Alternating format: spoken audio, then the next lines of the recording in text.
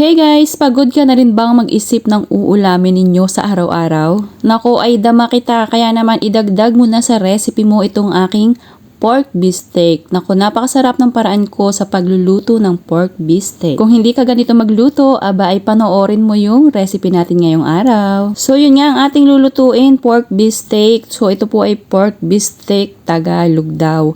So ang ginamit ko nga dito ay pork chop at inalisan ko na po yun ang buto at pumili ako ng medyo makapal-kapal na pagkakahiwa ng pork chop. Ang una kong ang ginagawa dito ay binababad ko, naglalagay ako dito ng paminta, toyo, bawang, liquid seasoning at half tablespoon na sugar at half teaspoon na salt. At syempre sa beefsteak hindi mawawala yung ating kalamansi. Bali yung ating kompletong sangkap ay ilalagay ko na lamang po ulit doon sa ating comment section. Pakitingnan nyo na lamang po doon. Tapos gamit ang inyong malinis na kamay ay masamassage nyo itong ating karne para naman mas manuot or malagyan lahat nitong ating soy sauce mixture. At hayain itong mababad kahit mga 10 minutes lang. Then after mababad ay dito sa isang kawali ay ipiprito ko po muna itong ating pork chop. Naku, subukan nyo ito yung ganitong paraan sa pagluluto ng beefsteak. Naku, napakasarap kapag ito ay ipiprito nyo muna yung inyong karne na gagamitin. Mag-iingat nga lamang po kayo sa tilamsik.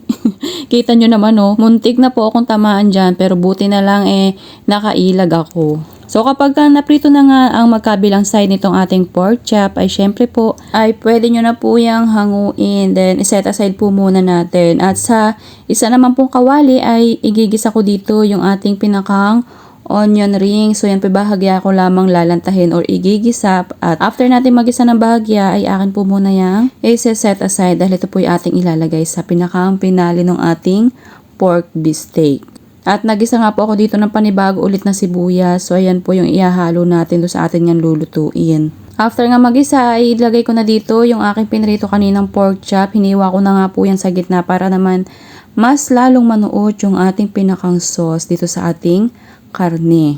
At isunod ko na nga rin dito yung ating pinagbabadan. Bali yan po yung ating pinakang sabaw at mag-a-add pa po ako dyan ng kalahating tasa ng tubig hanggang sa makapantay lamang dun sa ating pinakang karne. Halu-haluin po ng bahagya at atin po yan tatakpan para naman mas lumapot yung sabaw at syempre mas manuot dun sa ating karne yung ating pinakang sauce. Ayan, kitang-kita nyo naman na nako, ito pa lang, sabaw pa lang po niyan ay ulam na. So ayan po pwede nyo nang hanguin pero syempre bago po natin hanguin na ilalagay natin dito yung ating onion rings na bahagya natin ginisa kanina. So hinayaan ko na lamang po yan sa loob ng 1 minuto sa katamtamang lakas lamang po ng apoy. At after nga po ng ilang minuto, pwede nyo na po yung hanguin at ready to serve na itong ating napakasarap na pork beefsteak Tagalog. Naku, subukan nyo ito mga mi dahil sabaw pa lang ilang tasang kanin na ang katapat niyan. Masarap talaga kapag bahagya nyo ipiprito or ipiprito nyo talaga yung karne bago nyo lagyan na tong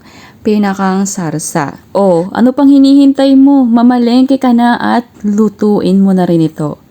Thank you for watching. Serve and enjoy!